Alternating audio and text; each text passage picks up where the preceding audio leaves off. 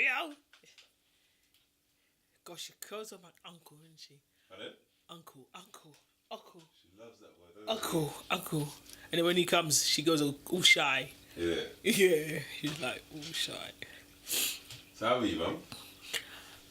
I'm very well apart from this cold I'm trying to get rid of. How long have you had your cold for? About 2 weeks. Is it? Yeah. But it's getting better. It's clearing up. 1 second. So, Yes, it's seasonal cold. Everyone has it. What do you take for your cold as well? I have been taking some. I haven't had a cough, so it's mainly just things to unblock my nose, tablets, capsules. Are there any ancient Caribbean remedies? Oh, my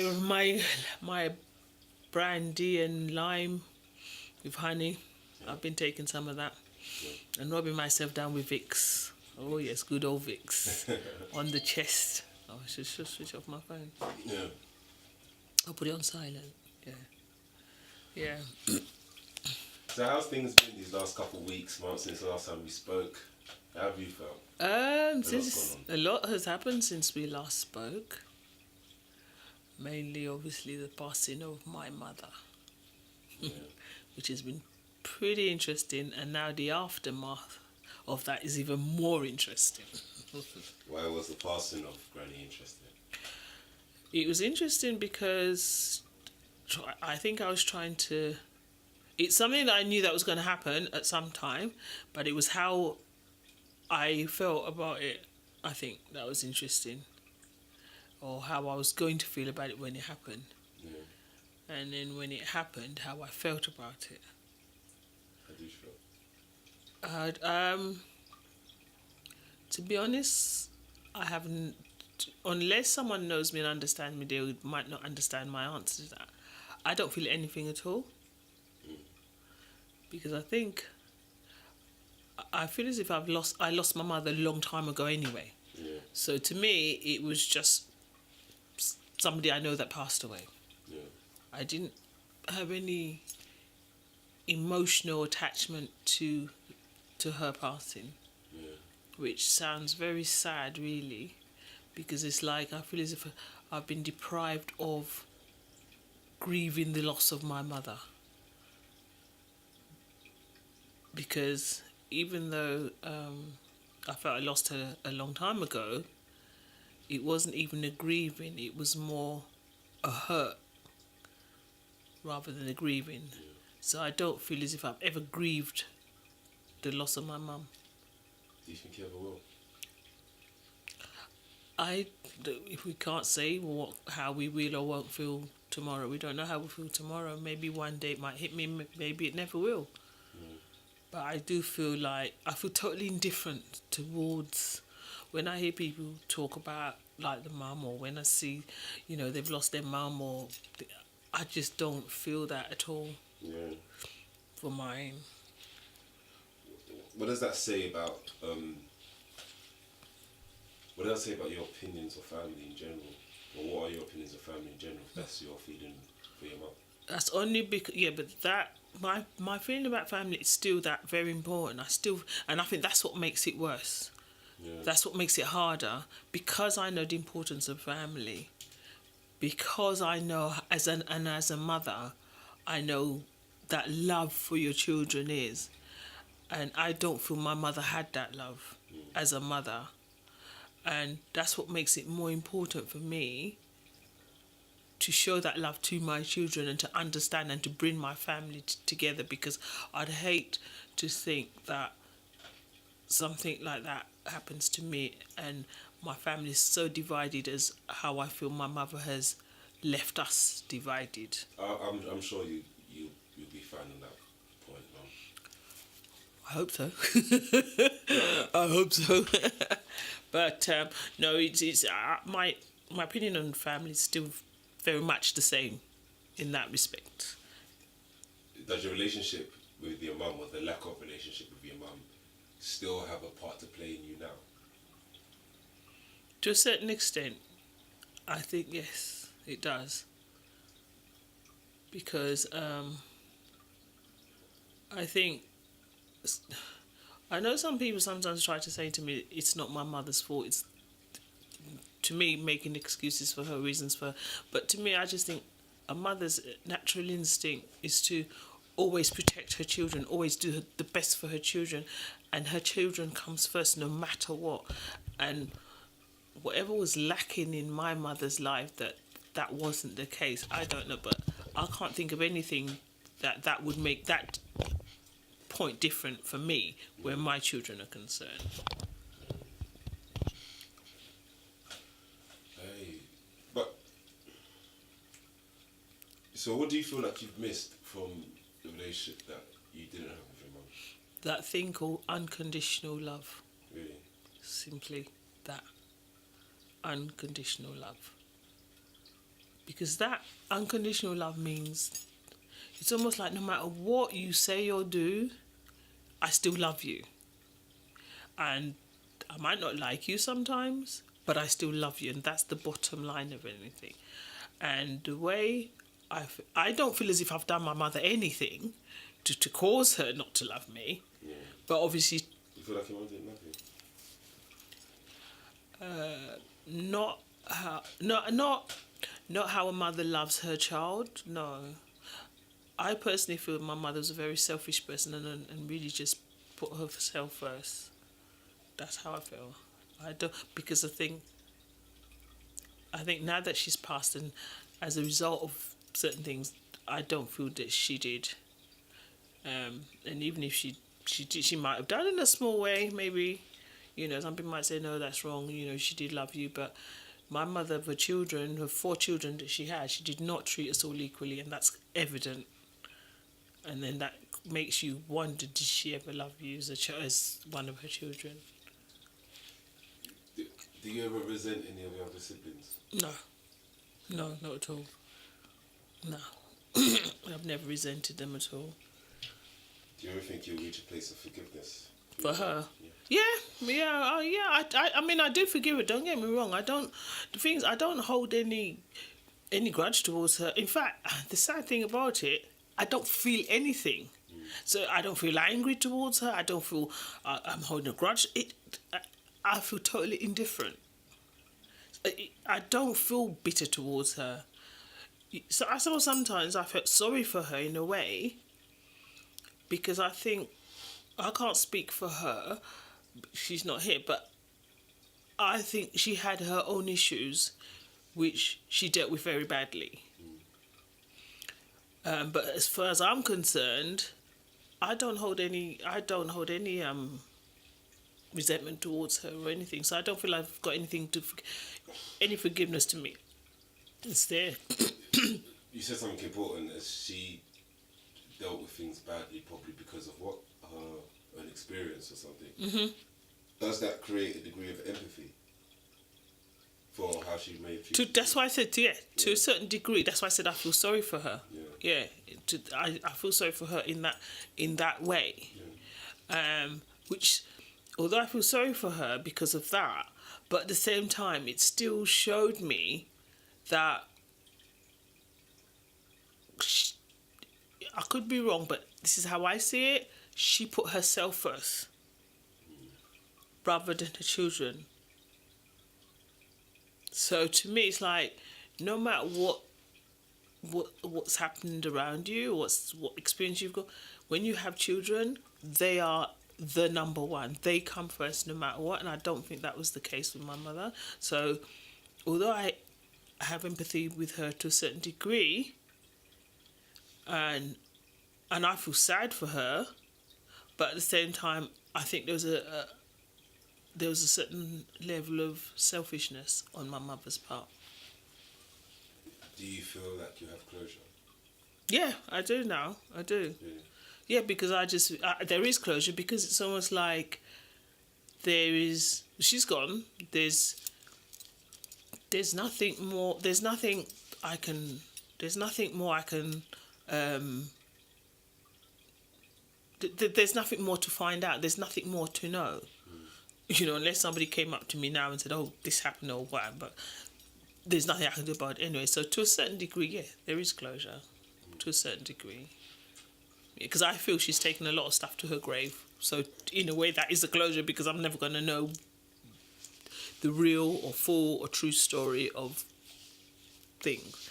So just left with that, and as far as I'm concerned, that book's closed now. That chapter's closed. That must weigh on your mind and your heart. It used to, but not now. No. I let it go. Because these are the sort of things that can drive you crazy. How did you let it go? Was it a process? Is it something consciously done? Was it time? How did you go about it? It's time. It's faith. And as I said before, it's my faith that's got me through a lot of things. Yeah. You know, and I try to understand, because I try to understand what it was that why she behaved the way that she behaved, hard as it was for me to understand it, but I had to understand it for myself more than for her. I had to try to understand. So to me, there came a point where I think it didn't come overnight. It happened over a period of time, because there was a time I didn't know where I was, what I was, who I was. I did feel as if I was drowning. But I think my faith and my belief has got me through it, and trying to see a good side rather than a bad side, or trying to see the positive rather than the negative. That's what's got me through it. What do you mean by there was a time when you didn't know who you were? Well, when me being the secret that everybody knew about except me, I was the secret child that, you know, that I was the one, that the elephant in the room, and that everybody knew that I didn't know. So when everything came out, and I went through a period of total confusion as to, oh my gosh, who am I? Where do I come from? You know, why am I left in this limbo? Why isn't there, you know, the one person that's supposed to be there to comfort me, to answer my questions, to do things, was the person that left me there. I just felt like someone just picked me, or she picked me up, dropped me in the middle of the ocean and said, right, that's it, sink or swim. It's like, I don't know, what am I doing? Where am I going? How do I get through this? So how did you find yourself, if you ever did? I think I'm still finding myself, still trying to find myself at times, yeah. I think the times I am still a little bit sort of not sure. Were you sure of yourself before the big outbreak of the story? I think up until I was about 18, 19, I was pretty sure of myself. I think from the time the question of my father became an issue in my life, that's when the confusion came into who I am. From 19? 19 was when I found out. Who I believe, the person who was there, who I thought was my father, wasn't my father. And it was at 19 I found that out. So from that point, I didn't know who I was. From 19, that's when I found out the man I thought was my father, who was raised me, I thought was my father. I found out he wasn't my father at 19. How does that conversation happen with a 19-year-old? That was before then. You had no idea. I had no idea. None at all whatsoever. No, 18, 19, I had no idea he wasn't my. So how did that happen? How did that conversation start? It was very. It started when I looked back. At the time, it wasn't something that just happened one day. Yeah. It happened. It was slowly happening, without me even realizing it was happening. Because obviously, like, the first thing was, now this is where you're getting me going down into deep. You got more fans there if you went like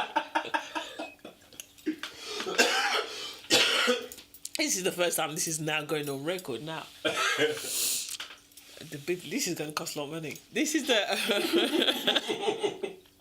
an exclusive.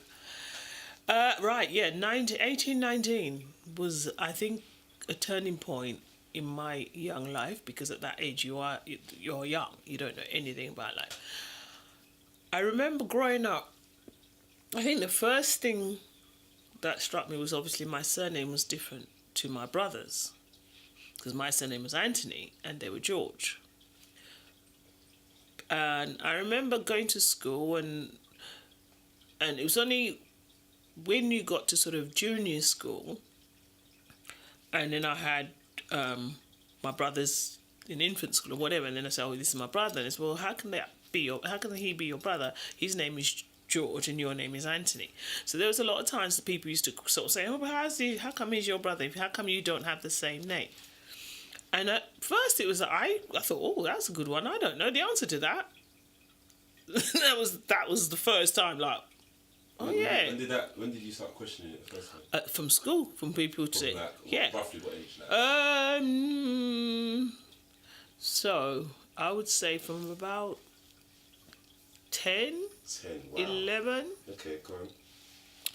And then, so then I remember one day asking my mother, Mom, how come my name is Anthony? And this is about 10, 11. Oh, but it was about 10, 11, 12, yeah, about that sort of. Because at that time, you see, the thing is, you couldn't ask your mother's personal questions, because that's like, you're rude.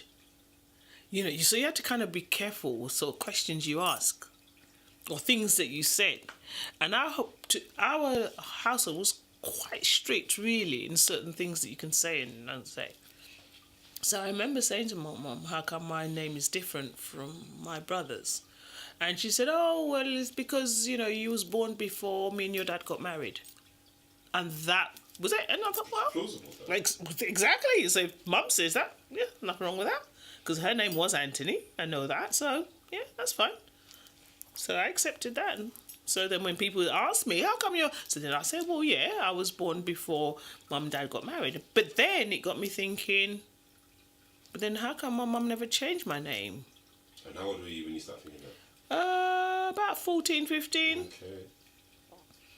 How come mum never changed my name so that my name is the same? So then You feel a little bit left out? I did feel left out, Yeah. because I was the only one that had Anthony and all the others were George. Yeah. And it would have been, as far as I'm concerned, relatively easy enough to change your name. Yeah. So, but hey ho, you sort of got on with it. And then, so whenever any of people say that, why is your name different? I thought, because I was born before Mum and Dad was married. Fine. So a couple of years went by and that was acceptable. But then even that, growing up, going back a little bit, I had a cousin who every now and then, as kids can be cruel sometimes, he'd always used to say to me that, because my dad was his uncle, this was Alan. Uncle Stephen is not your dad. Or Dave. Uncle Stephen is not your dad. And I was like, what are you talking about? Of course he's my dad. No, Uncle Stephen's not your dad. And then that would kind of throw me a bit. How old were you when they were saying that? We were just kids then. We were like, I'd say from about... So Alan came here when I was, I think, about 8 or 9, I think, when we met. So I think from about... Alan was telling me that from about 9, 10, 11, So 12. time you've then started Yeah, round about, because everything happened round about that sort of time. Yeah. Alan and Dave always used to say, and they were the only ones actually, like you said, but Uncle Stephen is, because I always remembered they were the only ones, because they always used to refer to him, Uncle Stephen is not your dad. Yeah. And I was like, of course he is. And that was upsetting, but then I couldn't go and say anything to my mum, because that'd be rude. I couldn't go and that'd be like disrespect. Yeah. So then, so from that point, I think I'm starting to question why, And then I remember when I was 19, I think that was the first time I went to Dominica by myself. 18 or 19, I went to Dominica by myself. Because before that, whenever I went with Mum. And then I remember on this particular occasion I went by myself, and I stayed with one of my Auntie Bernadette, who's passed away now. And I remember her saying to me, "You know Stephen's not your dad, don't you?" I was like, whoa, God, what do you mean Stephen's not my dad? Of course Stephen's my dad. Oh, no, Stephen's not your dad. And I was like, it was said so matter of fact. Whereas nowadays, if you had to talk to a child, you've got to be so careful. You don't just drop a bombshell like that on a child and just, a child that you're not going to see them again for God knows how long. Yeah. There's no one there to give them emotional support or anything like that. Nowadays, they'll need counselling. Back in the day, like, you were just told, oh, no, he's not your dad, and just left to deal with it. So when my auntie said that, I was like, but then, auntie, who is my dad? So she said, oh, you should speak to your mother. I'm like, well, but you're telling me he's not, so you tell me who is. So she said, well, he's an Antiguan. And so I'm like, that's all I was told. That's all you were told. That's all I'm told. He's an Antiguan. Oh, I think he's... No, is it down well, this is it. Well, because as far as I'm concerned, Mum told me that the only reason that Stephen is my dad, the only reason he's not my dad is because the only reason we don't have the same name is because I was married. She's never said to me Stephen's not my dad. And to be fair, I was never treated badly by Stephen to make me believe that he's not my dad.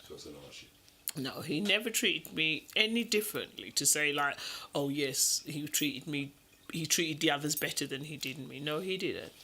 So then when my auntie said that to me, Stephen, I know. So then I questioned. She said, "Oh, you should speak to your mum." And she said, "But your dad's an Antiguan." And I think at one point she even said he might be the prime minister. And I'm thinking, what? There was like, it's a case of like, let's throw names, let's throw this. And I'm like, how am I supposed to feel? This is what I'm saying. I'm going back to where I didn't know who I was.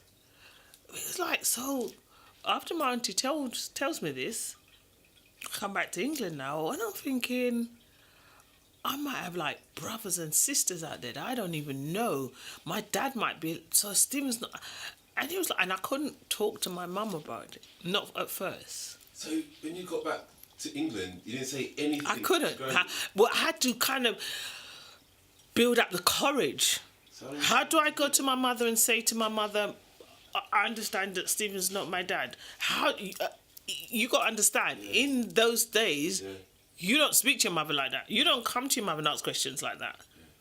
Yeah. Where's people say nowadays, oh, me and my mum are friends, where we go... No, that does not happen. I'm your mother and that's it, So it took me a lot... I can't remember how long it took me before I was even able to raise the subject of... How long roughly? Oh, gosh... Do you know what? It could have been as long as a year, maybe. A year? So you've gone from Dominica back to England and held this in for a year? Because I didn't have the courage to approach. How do I approach her? Did you tell anyone? I might have spoken to my two best friends. They would have known, and that's it. That's it. How did you feel for that whole year? A lot of the time, I put it out of my mind. I must admit, really? I did. I had to put it out of my mind because it's like I feel, am I being disrespectful? Am I being ungrateful? Because look, this person who's my dad, Stephen, he's raised me, he's fed me, he's done everything. Now for me to turn around and say something like that, it's almost like as if I'm now disrespecting the fact that he... Do you understand? And that's how it would be seen. Yeah. So therefore, it's a case of I had to try to find the right time or moment or courage to mention to my mother. Because it's almost like me disrespecting my mother, almost, So it took a while before I could raise the subject. And I remember one, I don't know how it came up. No, I can't remember what made me do it. But I remember this one particular Saturday. I know it was a Saturday. My mother was in the bathroom because when we was living in Dane Road, the bathroom was downstairs, like almost in line with the front door. My mother was in the bathroom, she was washing clothes. And I don't know how or what made me decide that that's it, I'm going to ask her. So I said to her, Mum, when I went to Dominica, Someone said, I didn't want to blame anybody, I didn't want to point the finger, I didn't want to say Auntie Bernadette said. I just said, someone said that dad is not my dad. Who is my dad? And I was waiting for her to shout at me or something. And she just carried on quite sort of, matter of fact, sort of washing her clothes and, oh yeah, your dad is an Antiguan. And that was it. This is the first time she's ever told you that. And I'm thinking, hold on a minute, but up until now, because by the time I'm 19, 20, something like that, you're not just blasé, oh yeah, your dad's an Antiguan. At that point, 1,000,001 questions are going through my head, but it's like, how do I say, but Mum, why did you tell me all this time or made me believe all this time that Stephen's my dad, and why didn't you tell me who my dad is, and where is my dad, and who is he, and I had all these questions, but the way she was, I didn't feel I could ask her anymore, so I said, oh, so he's Antiguan, yes, he's Antiguan, and then it was like, okay. And then she said to me, quite blasé, oh yeah, he was a yard boy, I'm thinking, what does that mean?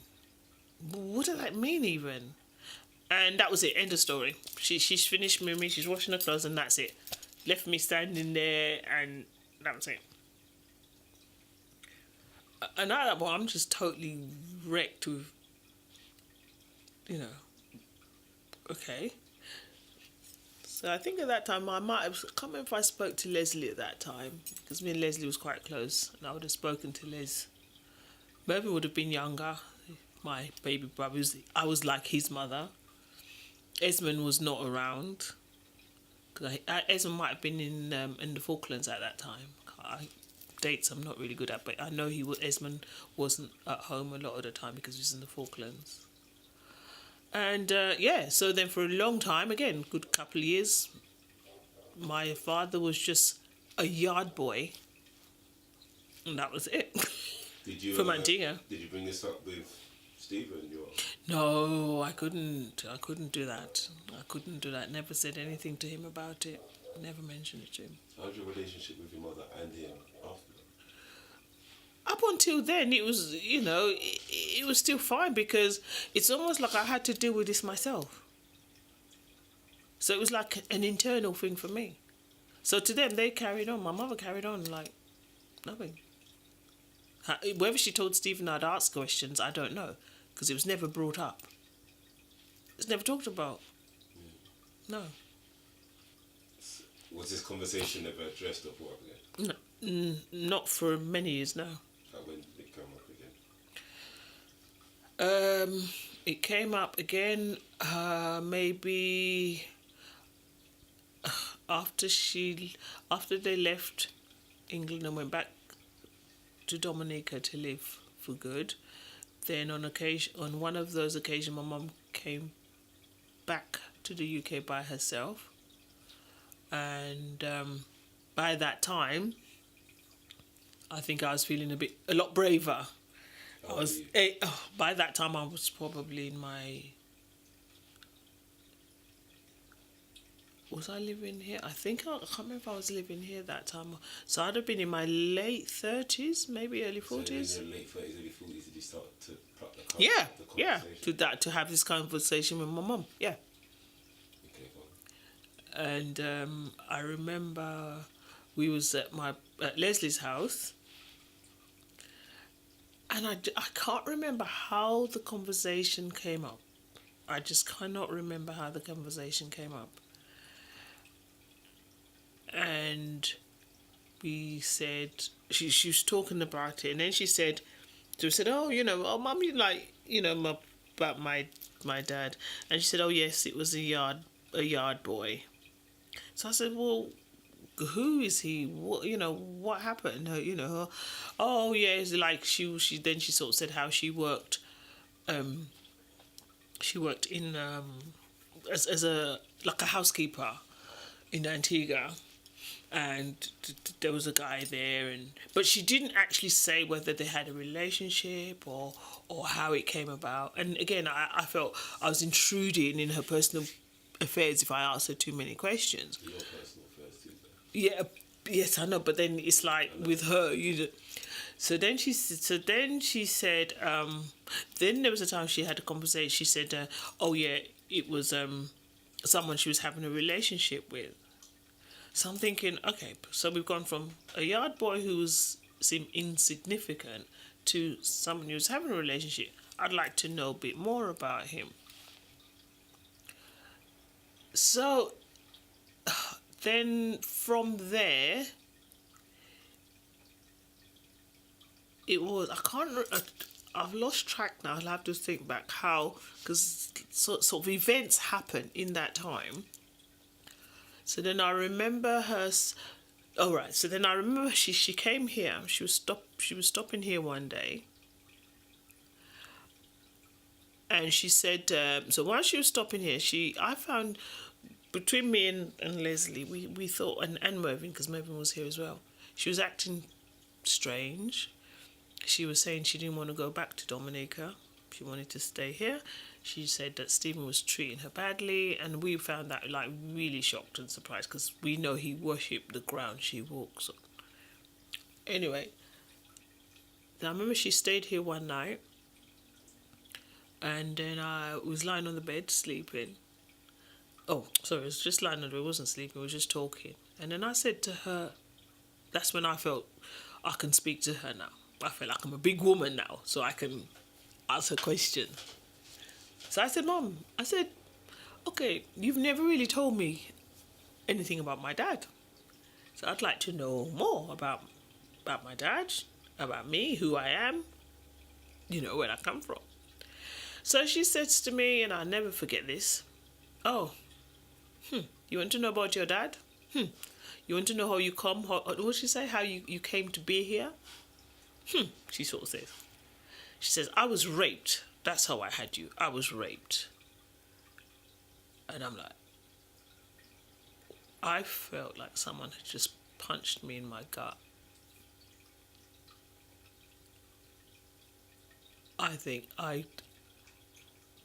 It's like, when things just, you see, when you're watching TV and something, it like stops.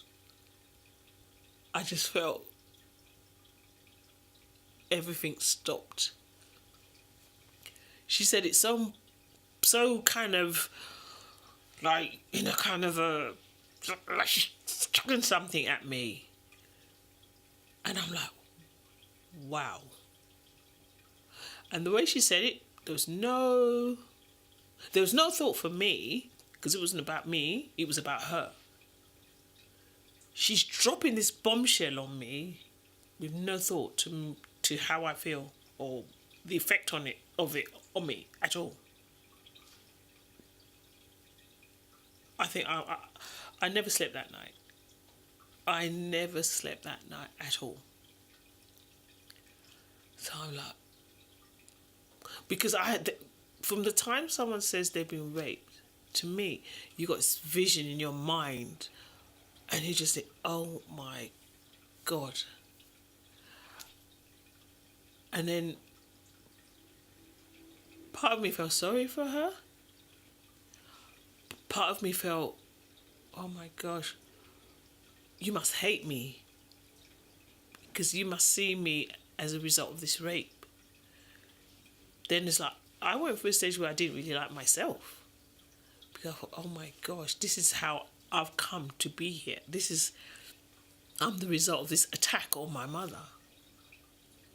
And for the next, oh my God, I don't even know how long, my mind was just totally, I don't know if I was coming or going.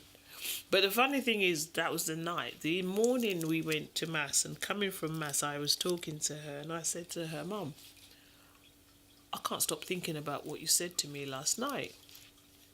So I said, what? What did I say to you? I'm like, what? What did I tell you? I said, we're walking down Beckergy Avenue, and I said, what you said to me about what? Oh, that. And I'm thinking, something's not right. Really, you're thinking that? Honest, I thought something's not right. How can you drop a bombshell like that on me. She never asked me how I am. She never said, babes, I'm sorry, darling, I'm sorry. She never comforted. What I wanted was my mother to put her arms around me and even say in a loving way, look, darling, I'm sorry, that's how there was a coldness about my mother that I just thought, wow. There was no compassion on her part. That's why I say, going back to when I said how I think she's a selfish person, it was all about her. And maybe, that experience was a bad experience for her. But I'm your child. Surely you can have some consideration for my feelings, but there was none. It was just all about her. So then I thought, wow, she just carried on. Like, I was in a total daze, my mind was just, but then I still had to carry on as normal. I still had to carry on as normal. I got the children, I got my 2 boys, I still got to, look after and bring up, and I still got work and everyday life. And then I remember, I can't quite remember the sequence of events now because everything was such a blur. So, like, even looking back, I still haven't been able to put pieces into pieces. But I remember I was speaking to my cousin Dave at the time and Alan at the time, and something had happened which I can't remember right now. And I specifically remember Dave saying, oh my God, the shit has hit the fan. Meaning me. Why did he say that? Because I can't remember how it how. Oh, correction, I know. So, I know. When my mother said to me how she was raped, and then when we got home the Sunday from church, after she's saying to me, what do you mean was? So when we got home, I said, but Mum, what you said to me last night, I need to know what. So then she turned around and she said to me, if you want to know more, ask Cleo Foster. So I'm thinking, who the hell's Cleo Foster? And why am I asking Cleo Foster anything? You're my mother. Yeah. Why am I asking, who's Cleo Foster? Yeah. I found out soon after, Cleo Foster was in fact my big brother, Cleo. And I'm thinking, but what's he got to do with anything? But she told you so. But she said to me, if I want to know, go and ask Cleo Foster. So then I had to find out who Cleo Foster is. She didn't even give you the seeds to. That's all she said. Who's Cleo Foster? How do I get in contact with Cleo Foster? And it's at that point I think I spoke to Alan or Dave, because I knew we had family from Antigua, cousins from Antigua, and I knew one of them was Cleo Foster. And I knew Alan and them was in touch with them more than I had been. I hadn't really been in touch with them. The only time I'd been in touch with them is if we're going to Dominica and we stop in Antigua, and I knew I had cousins in Antigua. But up until that point, I'd never even spoken to them. I knew Auntie Jessie, and I knew Auntie Jessie had children, but I'd never had any contact with any of them. But I knew Alan and Dave did. So when my mother says to me, if I want to know any more, if I want to know anything, speak to Cleo. Why would I speak? You're my mother. You've just dropped this bombshell on me. Yeah. Why would I go? You're the one that should be sitting here comforting me, talking to me, telling me things. And she said, go speak to Cleo Foster. So I think it's that point, I must have contacted Dave or Alan to say, this is what my mother's told me, and she's telling me to speak to Cleo Foster. So I think it's at that point, Dave then said, oh my God, the shit has hit the fan. So then I said to Dave, what do you mean by that? It's almost like a pantomime. But Dave and them knew things that I didn't know about myself. So that's why, going back, when they say, oh, but Uncle Stephen's not your dad, they knew. And that's when I said I didn't know who I was. Because people seem to know more about me than I knew about me.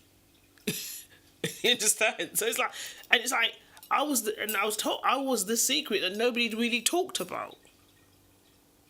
So, like, how does one deal with something like that? So I remember I spoke to Dave, I think it was, and I said, "Who's Cleo Foster? I don't know him." So he said, "Okay, I know him. He's your brother."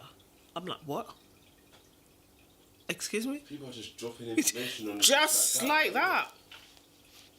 He's your brother. He's my brother. How is he my brother? Well, I'll let you talk to him, Dave said to me. And Dave said, "Oh, I'll give him your number." Dave said, "If he'll give me a number," and I said, "Yeah, if he wants to talk to me, don't." And it was, oh my goodness. And I think it might have started off with an email, I think. Or did he call? No, I think he rang me. Then I got a call from somebody named Cleo Foster. Said, "Yes, I'm your big brother." Oh my God. Oh, this is... I might have been in my 40s then. What, is that still your early 40s then? Yeah. Yeah, early 40s. So yeah, he said, I said, I don't understand what's going on. I just don't understand what's going on. So I think after that, my mother was still here. So I think one time we was at Leslie's house, and then Leslie and Mervyn was speaking to her and said, "Look, Mum, you can't leave Heather like this. You need to talk to her. You need to explain things to her. You need to, you know." And she was just, "Oh, I don't know what you're talking. I don't know what you're talking about. What? What do you all want me to say? What?" It's like she had. It's like she had no. What's the word? No comprehension of what. I understand that how serious. None whatsoever. None at all. None. And they tried to get through to her, but she couldn't. It's like there was like this sort of mental block where it's like she couldn't or wouldn't understand what had happened or what she'd done. So the next couple of months was very traumatic. Very, very traumatic. Because obviously, up until that point, when there's a bit missing here because before I asked her, I gotta rewind. Before I broached that subject to her, I spoke to Stephen, my stepdad, and I said to him, "Dad," I said, and again, my exact words to him was like, "Dad, something I'm going to say to you. What I'm going to say to you, I want you to know I love you. You're my dad.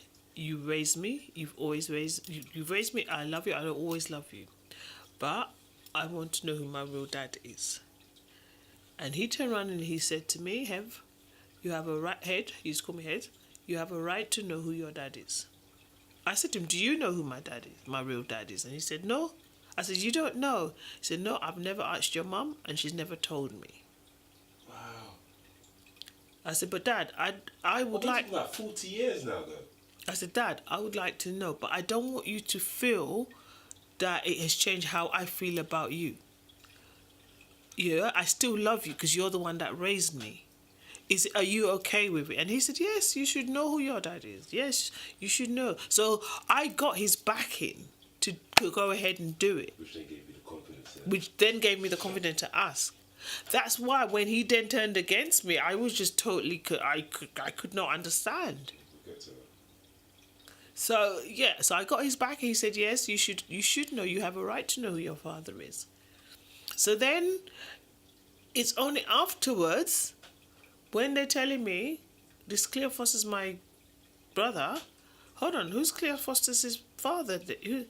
Then I find out that actually, Cleo Foster's father, who's my father, is my auntie's husband.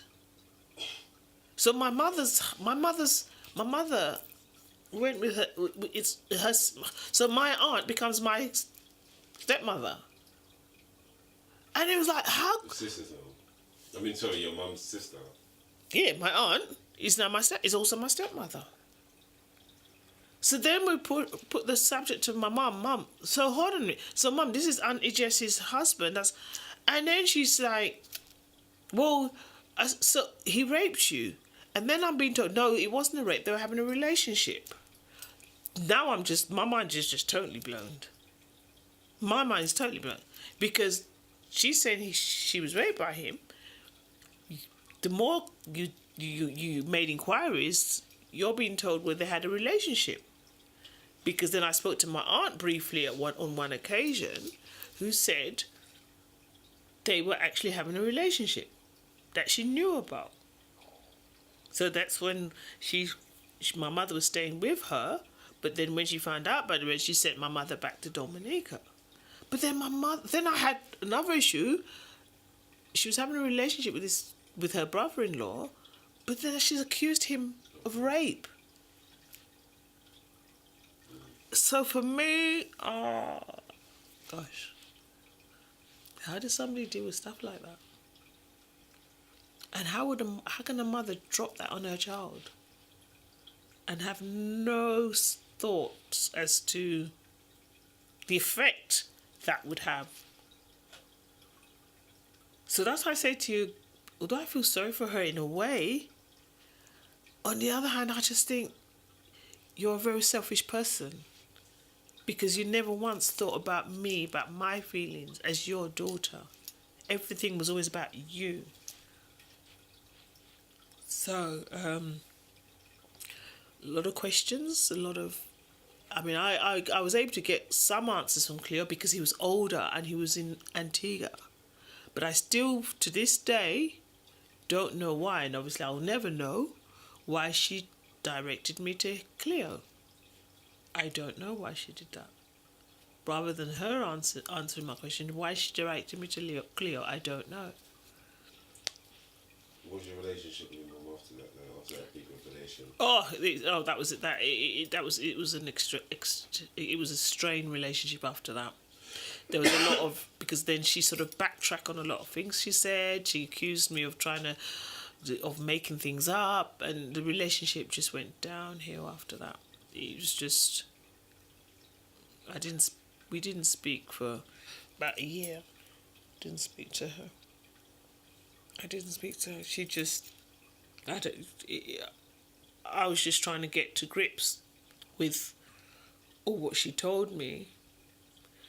Then obviously it was like a domino effect, because obviously from me knowing about Cleo, then finding out I've got other brothers, and the worst thing for me, finding out I had sisters that I had no idea about.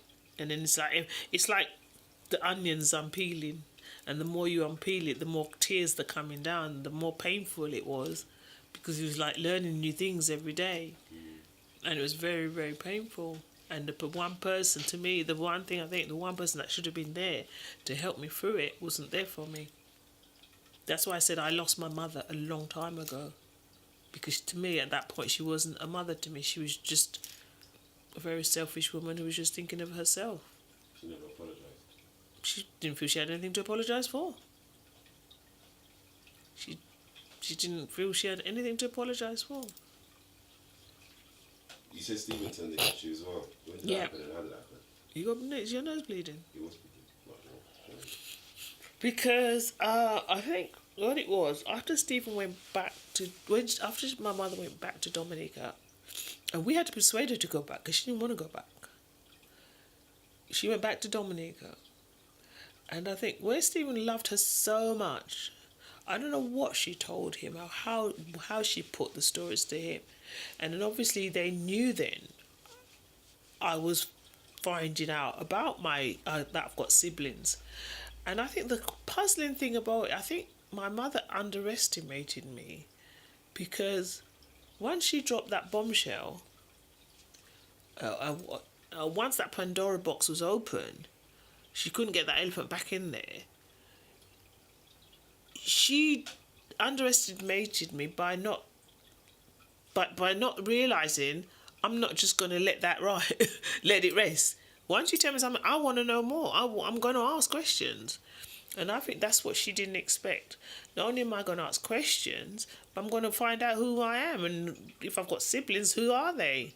And I think that troubled her as well. And I think that was one of the things probably Stephen felt, maybe not just Stephen, because one of my Esmond, he was one of those that said, well, why would they matter? You didn't know them before. Why would you want to know them now?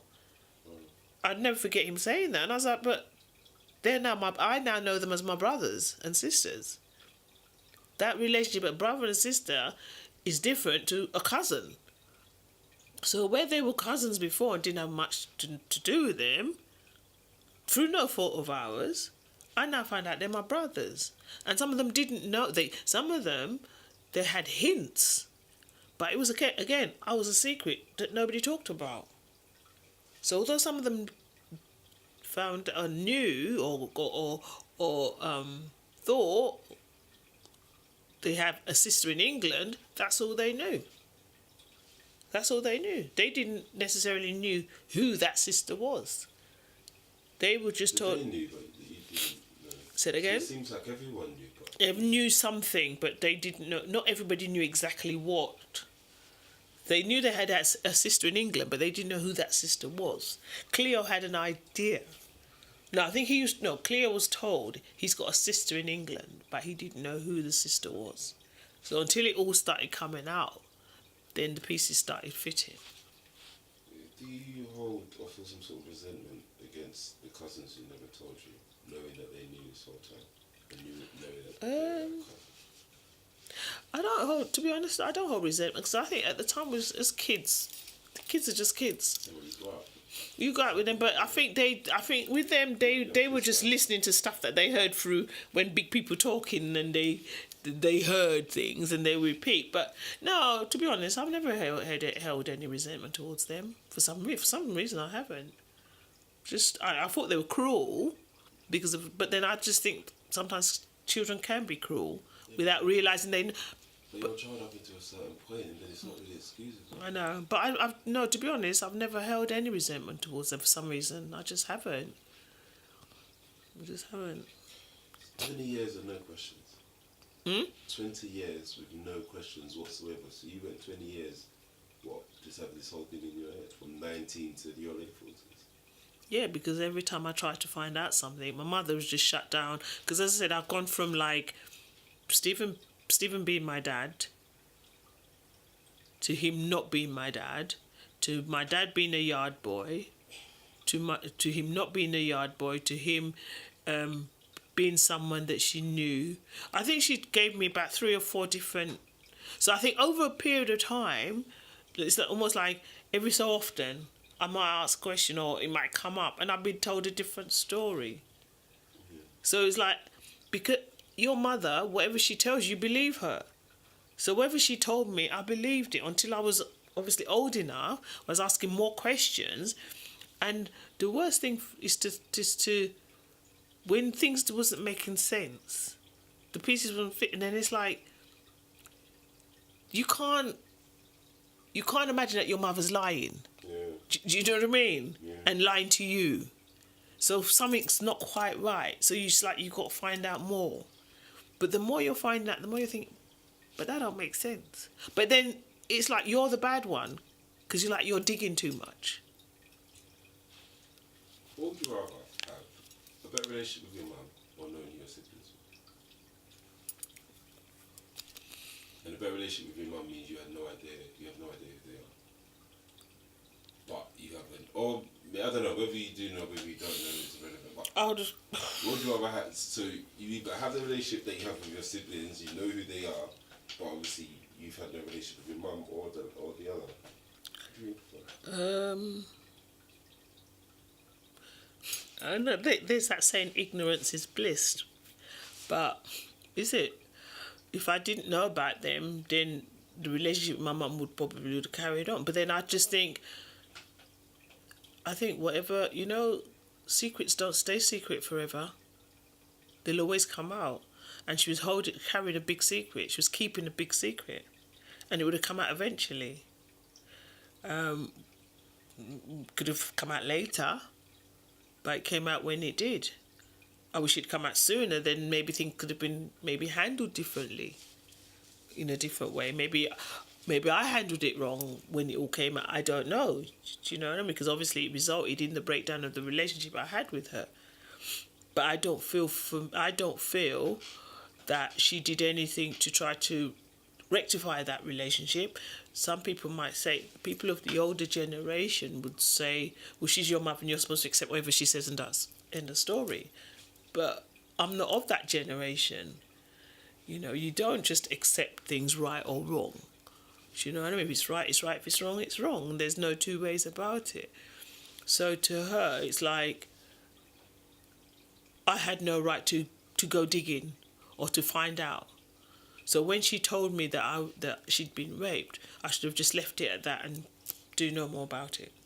But how could I? As I kept saying to her, you raised me to think for myself. You sent me to school to be an intelligent person. How could I be an intelligent person and hold something like that? I have siblings out there that I don't know. And in a world where people are moving around so easily, whereas before you can get on a plane and be anywhere, I could meet somebody, fall in love with them, and only to be told or find out that that person's my brother or do you know what I mean, or something like that. You can't. You have children. The world now is smaller, really, because people move around so much easier. Exactly. So, you know what I mean. You have to know who you are. So, even if maybe she was hoping I would never know. Maybe. But there were people that suspected, and it was the whispering behind, as I said, because I was the secret for a long time. There's those that knew and didn't say anything. But then they probably thought it wasn't their place to say. It was my mother's place to tell me. You said something about the way it was dropped. It was almost like it was just so, as a matter of fact, it was so like, that you have to dropped it, so blasé. And obviously, like, it would have been different now this time. Do you think kids are too protected now? Or because obviously it was a lot harder, but it was just the counselling comment. Said our kids in counselling, stuff like that. Do you think now kids are a little too protected, or do you think that generation was just really hard? A little bit of both. I think it's I think what it is now. Back in the day, then it was a case of like you had adults and you had children, and there was no in betweens. There was no, you respect your elders, whatever they said, that was it. Nowadays, you have, I think that gap is closed up, because even back in those days, children didn't have rights as such. Do you know what I'm saying? Whatever you told a child, you told them whatever, and that was it. Whereas nowadays, it's like children's feelings are taken more into consideration, whereas they weren't so much so in that time. Because now, if you had to tell a child something like that, they'll say, somebody might say they need counselling because they've grown up believing this person's their dad, and then to be told something like that, then they start misbehaving. Oh, it's as a result of that. There's no one spoken, because it is an emotional upheaval. It is, and I know for myself, I would have liked my mum to have, when she told me that, if that's what happened to her, to have told me that in a softer way, a more understanding way, and take my feelings into account. How do you feel? I'm sorry I had to tell you this, but to me, it wasn't like that. She just said it, and there was no thought to my feelings. It was all about her. And then to find out that, in fact, that's not true. And that's the worst thing about it. Do you think you need counselling or need counselling? No, I don't feel so now. You think you needed it before? Maybe at the time I might have, but that's why I always say there's one person I feel that really helped me get through this, and that was Cleo. because it's almost like he understood. He understood because it's like, I suppose, being older, and he had a little bit of insight as to what happened. And I think the turning point for me with him was when I remember when I got on the, when he said to me, I want you to get on the plane and come here, because I had so many questions. I think he was the only one really that was in a position that can answer some of them, or most of it, because of what he knew. And I think he knew somebody, an elder that was still alive in Antigua at the time, who knew a lot of stuff that had been going on. So he was able to speak to this lady. And I remember him saying to me, like, come over, because I think he could see I was drowning, and I was drowning. But it was even harder for me because I still had to put on a certain way that I don't think even you and Kelly kind of understood or knew what was going on. And I remember getting on the plane, and I remember sitting on the plane thinking, oh my God, I'm in this plane, flying to this country I've never been, to meet a person I've never met, I don't know, who's my brother. How out of this world is this? I don't know this person, I've never met him before. I'm going to a place I've never been before. There's nobody else there that I know. And I remember when I got to the airport, when the line got to the airport, and I remember him standing there, and I walked out, and he saw me, he looked at me, and I looked at him, and all he did was open his arms and held me like a child. And there's me, a big grown-up woman, but I felt like a child. And I remember he saying to me, like, when you come, we'll talk. If you want to cry, you cry. If you want to scream, you scream. If you want to laugh, you laugh. Whatever you want to do, we'll do. Whatever you want to do, we'll do. He said, I'm going to hold your hands. He said, I never held your hands to take you to school, as I should have done as a brother, but I will hold your hands now. And it was stuff like that that got me through it. And I remember when I went over there, and I met him, and he was living in Iowa then. And I remember we used to spend hours, like, we used to talk right into the night, and we'd sleep on the settee downstairs. We'd talk and talk and talk. There were times we cried together, times we went out together, and I felt like a 5-year-old sometimes, holding my big brother's hand, walking, and sometimes in silence, but it was a comfortable silence. Sometimes he was just talking about I could talk to him, just whatever come out of my mouth, I would talk to him, and he understood. And I'd never had that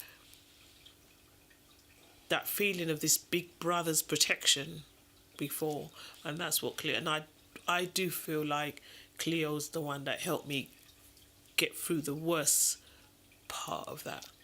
Cleo, Verona came later, because I met Cleo first. So, how many siblings did you go from having to then having?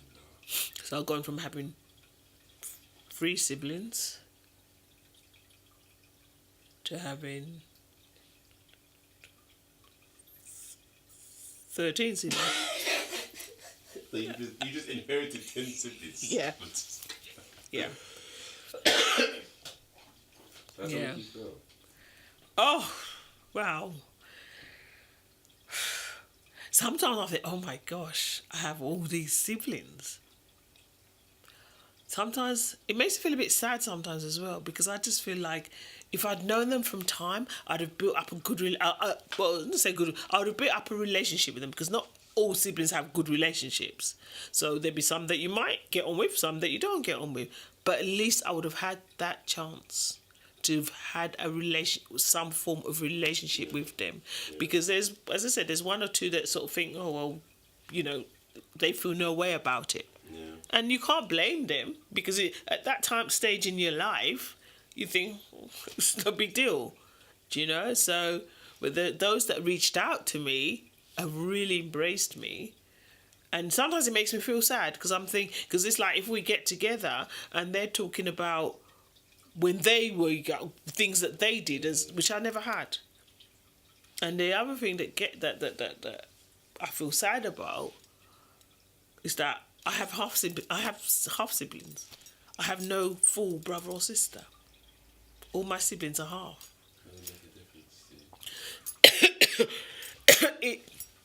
It only does sometimes when someone says something, like someone says something like, "Oh yeah, but that's your half brother, isn't it?" It's like, he's my brother. I see it as my brother.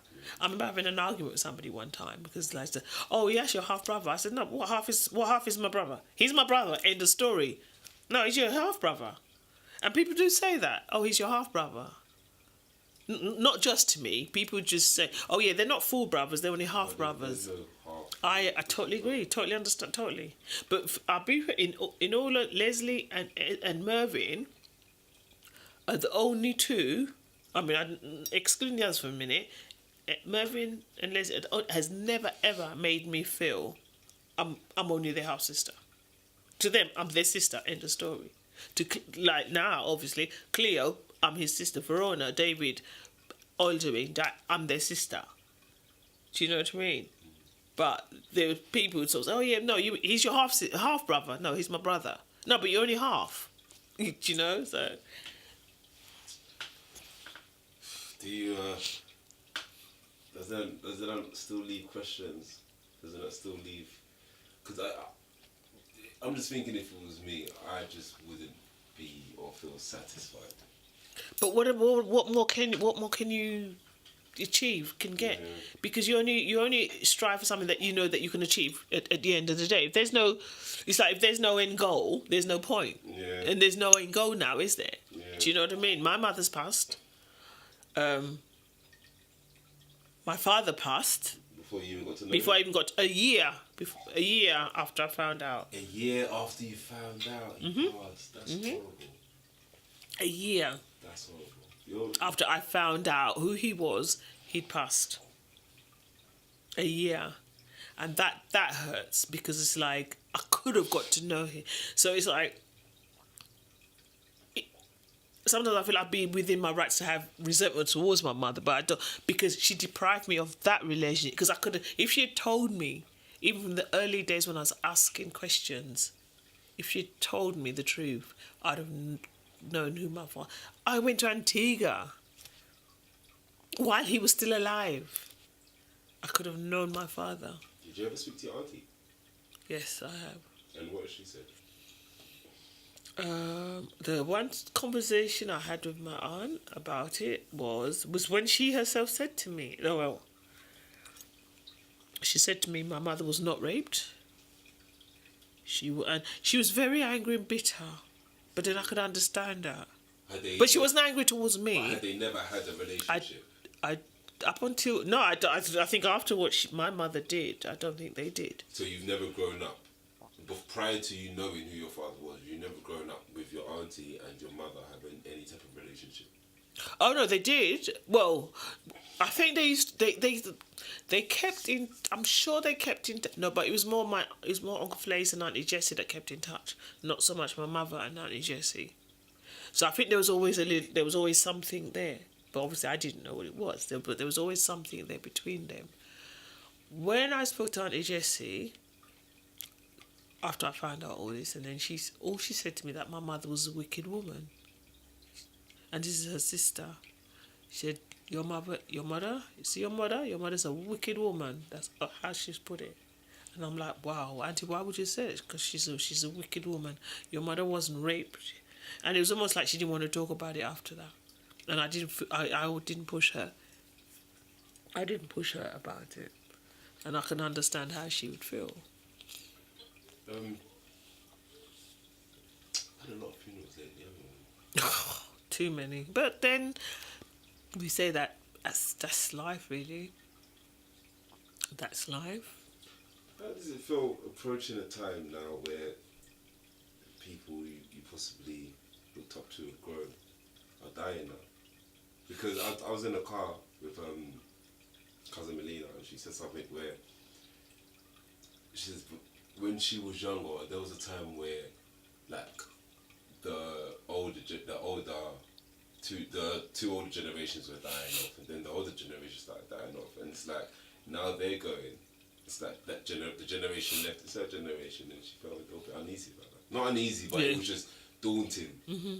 Do you share the same? No, I don't actually. And funny enough, today is the 2nd anniversary of one of my best friends dying, passing away, Yvette. I miss her very much. I don't feel daunted by it. So my view in death is this: that none of us are here to stay. We're just passing through in this world. And I think once you understand that, as you get older, it becomes more, not say acceptable. See, but it's easier. It's easier. So when I hear somebody close to me that dies, I'm more I'm going to miss them because but I'm not thinking, oh, they shouldn't have died or what, because I think none of us are going to be here forever. We're just passing through it. We're not, we're just passing through. The day's already there when we go in, when we leave. So, it's like, is it death and taxes are two sure things? And I just think that when they go, they're at peace, and that's it. That's their part. That's their phase gone for the next phase, if there's a next phase. So I don't find it daunting. I just think as we got older, that's how it is. When you're young, people don't die when you're young. But as you get older, yes, people die. I don't find it daunting at all. I just think, well, as I said, I've just had a very close family friend just passed away. He died of a heart attack, just like that. That was his time to go. It was his time. So, yeah, it's sad the way it is, but I think if you understand life and understand everything is temporary, it makes you let's accept it more. I'm not afraid of dying. I am not afraid of dying at all. And it's almost like I think, well, you're not used to a man all the time. When I die, I'm not afraid of that. And I think, well, I'll be able to, my children don't listen to me now, but when I go, they'll see. I'll watch over them. And do you know what I mean? I just think there'd be no more fighting in this world. There'd be no pain. There'd be no... Yeah, so I just think we all have to go. We all have to go sometime. So when I go, have a big party for me. Don't sit there crying and moaning and just, have a cry for a bit. Don't get me wrong. Cry for a bit. But, what... But, so, remember what Mum says. Yeah? Celebrate life. Celebrate the fact Mum lived and how Mum was. Yeah, you're going to miss it, but then you miss it, but then I'll always be there. I think the spirit of that person will always be there. I will be there haunting you. Francis! Remember what I said to you? Don't come in the house without your shoes on. Take your shoes off. You know what I mean? So, no, I don't find it daunting at all. But I think that's just how life is. Yeah. But everything's like a cycle. There comes a stage where, a lot of people dying. Then there comes a time when you think everybody is pregnant or having a baby. That's how life is. Speaking of cycles, do you think families are condemned to repeating old cycles? And let's not include your situation, that was crazy, but just habits or teachings or upbringings. Do you think we as families are just deemed to repeat how we were brought up, right and wrong? I not really, because I think we live in such a changing world. People's views change, people's opinion change, people's outlooks change. A lot of things change. So I think this sort of time of our lives now is the biggest change, I think. Yeah. Do you know what I mean? Definitely. So I think up until this point, maybe yes. But I think now...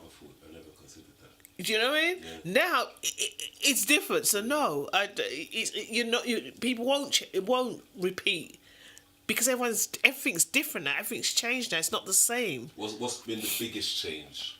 Do you reckon, if you can put it down to one thing?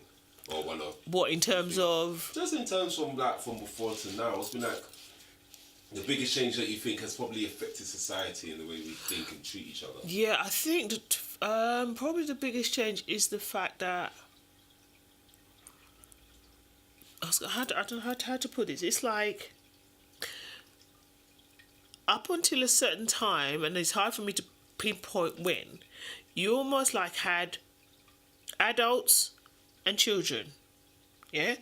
Children looked up to adults or respected adults or however we want to put it, yeah? But now, I think that gap has closed. It's like everybody has an equal rights, equal say. So there's no real, I say division. I don't know. It's not the right word I'm trying to say. Do you think the boundaries are almost slightly blurred? Very much so. Yeah, because before, certain things you couldn't do, right? Whether you, as a child, as a young person, whatever, you couldn't do this, you couldn't do, you know. But it's now, there is no boundaries. Is that for good or for bad? It's half and half. It's partly good, partly bad. There's some good. It's like change. Some changes are good. Some changes are not so good. But we need change to evolve, to grow. We need change. But not all changes are good. Not all change. Some changes are. I mean, it's like, say, like stuff with technology, for example. Technology, the way it's grown now, is great in some respects. You know, things you can do now. Oh my God, paying a check from my phone. Amazing, that still blows my mind. Yeah. I've got the check in my purse, and like I can pay it into my account. Yeah. That is brilliant, right? So in some respect, but to me, the downside of technology, it's kind of killed relationships that people have. Yeah, you don't talk to. Do you know what? Yeah. There are times I sat on the train. Yeah. On the train, and practically everybody I see is like this. Yeah, but I could argue that once upon a time, before the phones, everyone was in a newspaper. No, yeah, but fine, yeah, all right, you could say that, but then a newspaper is like, like whether it's the morning or evening or whatever, you got places like restaurants. You see people at a table. I'm going to dinner with you. I don't want you to be on your phone. But people are now like, oh, checking my phone, checking my WhatsApp, checking my Facebook. Do you know what I mean? Do you know what I mean? It kills the art of conversation. There was like that standing joke, you know, like last week when O2 went down, right? I don't know if you saw this particular joke. O2 went down. So somebody posted something that said, O2 went down, so I had to speak to my family for the first time.